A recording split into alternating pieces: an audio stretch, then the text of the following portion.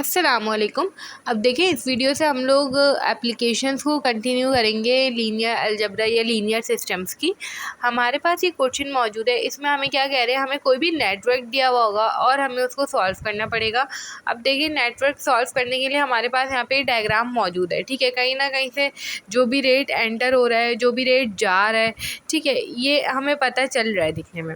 आपने यहाँ पे क्या करना होगा, इक्वेशंस बनानी होगी हर नोड की, मगर आपने सबसे पहले एक कंडीशन यूज़ करनी होगी। कंडीशन क्या करनी यूज़ होगी कि total flow in equals to total flow out. किसी भी नोड के ऊपर जितना एंटर होगा उतना ही बाहर जाएगा, सही है। चाहे वो नोड हो या आपका पूरा सिस्टम हो, पूरे सिस्टम के अंदर देखें आपके पास जितना एंटर होगा उतना ही बाहर जाएगा। अब देखें फॉर एग्ज़ाम्पल यहाँ पे अब हम इक्वेशंस बनाना शुरू करेंगे। नोड ए पर इक्वेशन देखें, यहाँ पे आपके पास जो है ना 30 एंटर हो रहा है, x1 और x2 बाहर जा रहा है। 30 को एक साइड पे रखा और x1 और x2 को दूसरी साइड पे रखा। नोड बी पे अगर आप देखें तो यहाँ पे x2 जो है वो एंटर हो रहा है और x3 भी एंटर हो रहा है, ठीक है। तो ये हो जाएगा x2 प्लस का x3 बराबर हो जाएगा 35 के। इसी तरीके से हमने नोड सी की बनानी होगी। नोड सी पे अगर हम देखें तो 60 एंटर हो रहा है, 15 और x3 जो है वो बाहर जा रहा है। तो 15 और x3 को एक साइड पे रखा, 60 को दूसरी साइड पे रखा। अब देखिए सिंपल क्या हुआ कि आपको x1, x2 और x3 निकालने थे इस पूरे सिस्टम के अंदर, ठीक है। तो आप देखें तो यहाँ से आपके पास निकल के आ जाएगा x3 की वैल्यू यहाँ से निकल के आ रही है 60 माइनस 15 जो कि हो जाएगा 45। इस x3 को नोड बी वाली इक्वेशन में पुट करें तो आपके पास x2 की वैल्यू निकल कर आ जाएगी -10 और आपने x2 को फर्स्ट इक्वेशन में पुट किया तो आपके पास x1 की वैल्यू आ जाएगी 40 जो कि आपको निकालना था। तो नोड डी की इक्वेशन बनाने की यहाँ पे नीड पड़ी नहीं, ठीक है। अब देखिए एक और चीज़ जो आगे आने वाले सवालों में आपको पता होनी चाहिए, यहाँ पे आपने क्या करना होता है कि हर नोड पर टोटल फ्लो इन और टोटल फ्लो आउट की कंडीशन लगा के जो है ना इस तरीके की इक्वेशंस बनानी होती है। इसी तरीके से आपके पास जो पूरा सिस्टम मौजूद है ना, पूरे सिस्टम में 30 और 60 एंटर हो रहा है, ठीक है, और 55 और 35 बाहर जा रहे हैं। 30 और 60 90 होते हैं, 55 और 35 भी 90 होते हैं, मतलब 90 अंदर गया 90 बाहर गया। मगर फॉर एग्जाम्पल यहाँ पे 60 की जगह x4 लिखा हुआ होता, ठीक है, तो मैं एक इक्वेशन ये भी बना सकती थी पूरे सिस्टम में कितने एंटर हुए, पूरे सिस्टम से कितने बाहर गए। तो एक इक्वेशन ये भी बन सकती है यहाँ पे, ठीक है। और आगे वाले सवालों में हम लोग पूरे सिस्टम की टोटल वाली इक्वेशन बनाया करते हैं, ठीक है। ये चीज़ जो है इग्नोर नहीं की जाती। अब क्योंकि यहाँ पे इक्वेशन नहीं बन सकती, 90 इक्वल्स टू 90 है, इक्वेशन क्या बनेगी इसमें, तो यहाँ पे उस इक्वेशन को हम क्या सॉल्व करेंगे, तो इसलिए यहाँ पे हमने वो इक्वेशन बनाई नहीं है। मगर इसका मतलब ये नहीं है कि वो बनेगी नहीं, एक बात तो ये। दूसरी बात यहाँ पे ये है कि भाई हमारे पास ना यहाँ पे x2 की जो डायरेक्शन है वो आई है नेगेटिव आई है, मतलब कि जो सवाल में डायरेक्शन बना के दी हुई है वो उल्टी बना के दी हुई है, आपने उसको आखिर में सीधा भी करना होगा। ये चीज़ ध्यान में रखिएगा, जो नेगेटिव डायरेक्शन आएगी आखिर में आपने उसकी जो है ना डायरेक्शन बदल देनी है सवाल के अंदर ही, ठीक है। और आखिर में आपको इसको शो भी कर देना है कि भाई x2 का जो नेगेटिव है वो हमें ये बता रहा है कि direction of x2 is opposite, ठीक है। ये आपने लिख कर भी शो करना है। तो इस तरीके से हम लोगों ने जो है ना अपना ये जो क्वेश्चन है ये कंप्लीट कर लिया फर्स्ट वाला। अब हम इसका जो नेक्स्ट क्वेश्चन है वो देख लेते हैं। अच्छा अब देखिए हमारे पास नेटवर्क मौजूद है दूसरा, इसमें भी हमें बहुत सारे जो है ना x1 x2 x3 अननोन है, ठीक है। इसको फाइंड करना है। अगर हमें इसको फाइंड करना है तो यहाँ पे node A, node B, node C, node D 4 equations बनेगी, 5 हमारे पास पूरे एक सिस्टम की भी बनेगी। और उन 5 इक्वेशंस को हम साइमल्टेनियसली सॉल्व नहीं कर सकते जिस तरीके से हमने पिछले क्वेश्चन में किया।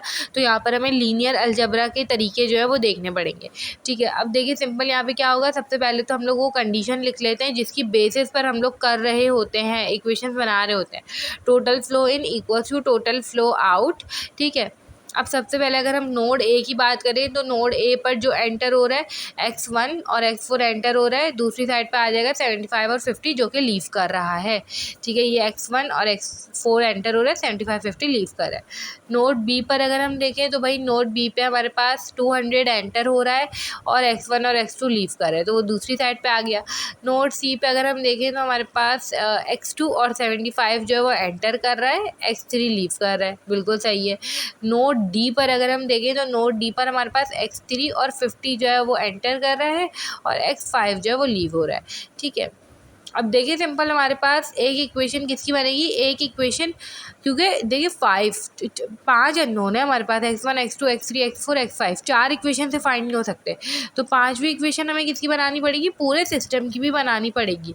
पूरे सिस्टम में कितना इन हो रहा है, कितना आउट हो रहा है पूरे सिस्टम में, ठीक है। तो यहाँ पे आप लिख दें कि equation of in and out for total circuit, ठीक है। सिंपल क्या हो जाएगा, हमारे पास 200 एंटर हो रहे हैं और x4 एंटर हो रहा है और x5 बाहर जा रहा है, ठीक है। सिंपल इस तरीके से हमने बना लिया इसको। अब देखिए पहले वाले में ना यहाँ पे हमें क्या नहीं गिवन था, यहाँ पे हमें x या कोई अननोन वैल्यू नहीं गिवन होती थी पूरे उसमें, और उसमें हमें ज़रूरत भी नहीं थी बनाने की, तो हमने नहीं बनाई, ठीक है। यहाँ पे हमें ज़रूरत भी, और यहाँ पे हमें इक्वेशन की फॉर्म में, मतलब अननोन जो है वो पूरे सिस्टम के बाहर अंदर आते हुए भी मौजूद किए गए, ठीक है। सिंपल हमारे पास ये 5 इक्वेशन थे, इसको मैट्रिसेस के फॉर्म में लिखें जिस तरीके से लिखते हैं हम लोग, ठीक है। और हम इसको सॉल्व करेंगे। सबसे पहले ये मैट्रिक्स की फॉर्म में 5 इक्वेशन लिखनी है और यहाँ पे कुछ नहीं करना है, फिर उसको सॉल्व करना है। अच्छा देखिए अब सिंपल क्या हुआ कि मैंने इसको सॉल्व करके डायरेक्ट वो मैट्रिक्स लिख दिया है, ठीक है। और यहाँ पे x1 x2 x3 x4 x5 हमें पता है कि 5 वेरिएबल्स हैं। सबसे पहले अगर मैं देखूँ तो आखिरी इक्वेशन यहाँ पे ख़त्म हो चुकी है, ठीक है। मतलब 5 इक्वेशन में से 5वीं ख़त्म हो गई, x5 की वैल्यू आनी चाहिए थी, x5 की कोई वैल्यू यहाँ पर आई नहीं, x5 जो है वो फ्री हो चुका है यहाँ पे, सही है। देखिए ना आखिरी में सब 0 है ना, तो सिंपल क्या होगा, चौथी इक्वेशन देखिए, चौथी इक्वेशन में ये x4 माइनस x5 बराबर है 200 के। अब क्योंकि x5 फ्री है तो आपने क्या करना होगा कि हर इक्वेशन को x5 की फॉर्म में लिखना पड़ेगा, 200 प्लस का x5 ये लिखेंगे हम इसको, सही है। इसी तरीके से तीसरी इक्वेशन भी, इसी तरीके से दूसरी इक्वेशन भी, इसी तरीके से पहली इक्वेशन भी। देखते हैं कैसे लिखेंगे। अब देखें तीसरी इक्वेशन क्या बन रही है, x3 माइनस का x4 इक्वल्स टू 150 बन रहा था, माइनस x4 दूसरी जगह जाके प्लस x4 हो गया, और x4 के ऊपर हम वैल्यू निकाल चुके हैं जो क्या है 200 प्लस का x5। तो क्या हुआ कि सिंपल हमने क्या करा कि ऊपर वाली जो वैल्यू है वो पुट करी, और ऊपर जो है वो हमारे पास -200 था, ठीक है। तो जैसे हमने वो पुट करी x4 की जगह, हमारे पास x3 की x5 के रिस्पेक्ट में वैल्यू निकल कर आ गई। यही सेम काम हमने ऊपर वाली जो इक्वेशन है उनके साथ भी करना है, तो अब हम वो देख लेते हैं। अच्छा तो भाई हमने यहाँ तक कर लिया। अब सिंपल हमने यहाँ पे क्या करना है कि हमारे पास जो है ना x2 वाली इक्वेशन लिखें, x2 माइनस x4 बराबर हो जाएगा 75 के। वापस से यहाँ पे वही काम करें, x4 की जगह सिंपल क्या पुट करें, ऊपर जो हमारे पास आया था 200 जो x5, ये सिंपल हमारे पास इस तरीके से इक्वेशन आ जाएगी, ठीक है। और फर्स्ट इक्वेशन के साथ भी हमने यही काम करना है, मतलब हर इक्वेशन को ना x5 के रिस्पेक्ट में लिखना है, क्योंकि वो फ्री दिखाना है हमने, तो उसको हम दूसरी साइड पे ले जाके लिखेंगे, ठीक है। ये x1 वाली इक्वेशन भी लिख लेते हैं, ये बराबर हो जाएगा भाई 125, और x4 की जगह वापस से वही पुट करेंगे, तो ये हमारे पास हो जाएगा 325 माइनस का x5। एक दफ़ा जब आपने ये वाला काम कर लिया, वहाँ पे हमारे पास माइनस का 200 है, ठीक है। पहली इक्वेशन जो है ना वहाँ पे माइनस का 200 है। एक दफ़ा जब आपने ये काम कर लिया तो x5 की आपने लिमिट बतानी होती है। हमेशा याद रखें सारे ना पॉजिटिव आएंगे, नेगेटिव नहीं आएंगे। हमारी शुरू से स्ट्रैटेजी यही है कि x1 से x5 सारे क्या आने चाहिए, पॉजिटिव आने चाहिए, तभी तो हम डायरेक्शन बदल दिया करते थे जब नेगेटिव आता था तो, ठीक है। हमारी कोशिश यही है पॉजिटिव आए। तो बताएं पॉजिटिव कैसे आएगा, जब x5 यहाँ पे क्या होना चाहिए, देखिए x5 यहाँ पे लिखा हुआ है 325 माइनस का x5। अब x5 325 से बड़ा नहीं हो सकता, अगर बड़ा होगा तो ये x1 जो है ना ये नेगेटिव आ जाएगा। तो सिंपल पहली कंडीशन तो यही बन गई कि 325 के जितना हो सकता है या छोटा हो सकता है, बड़ा नहीं हो सकता। तो हम सिंपल यहाँ पे यही लिख देंगे कि x5 should be less than और इक्वल टू 325। एक तो ये बन गई। दूसरी देखिए यहाँ पे -50 प्लस x5, और यहाँ पे हमारे पास लिखा हुआ है -200 प्लस x5, ठीक है, वो -200 है। तो सिंपल क्या हुआ कि -200। अब x5 अगर हम -200 इससे कोई छोटा नंबर ले लेते हैं, 200 से छोटा नंबर ले लिया फॉर एग्जांपल, हमने यहाँ पे माइनस लिख भी देते हैं, 200 से छोटा नंबर ले लिया तो ये x4 की वैल्यू माइनस में आ जाएगी, मगर हमें माइनस में नहीं चाहिए, हमें पॉजिटिव में चाहिए। तो 200 से बड़ा होना चाहिए, ठीक है, 200 से बड़ा होना चाहिए।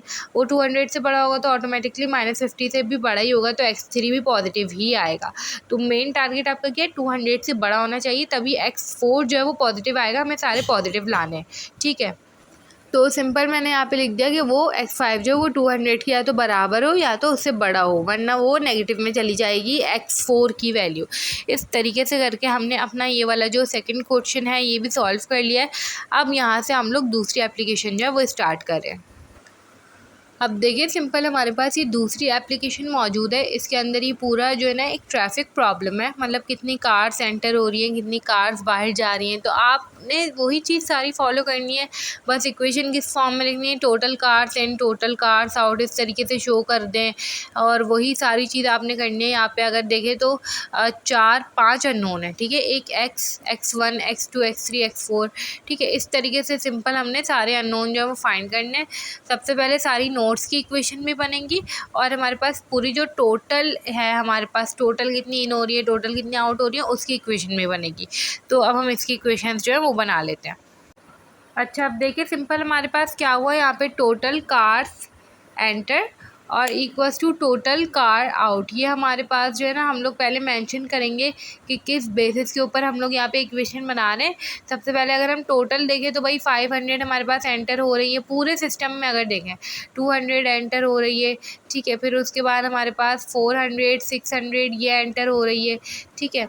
600 हो गई और हमारे पास 400 भी हो गई, ठीक है। इस हिसाब से हमारे पास अब देखिए यहाँ पे कितनी आउट हो रही है भाई, 700 आउट हो गई, फिर 400 आउट हो गई, सही है। फिर x आउट हो गई, और यहाँ पे इस तरीके से हमारे पास बन गया। तो x की वैल्यू आ जाएगी यहाँ पे डायरेक्ट 600, मतलब कि 5वीं इक्वेशन में से सिंपल x की डायरेक्ट ही वैल्यू आ गई।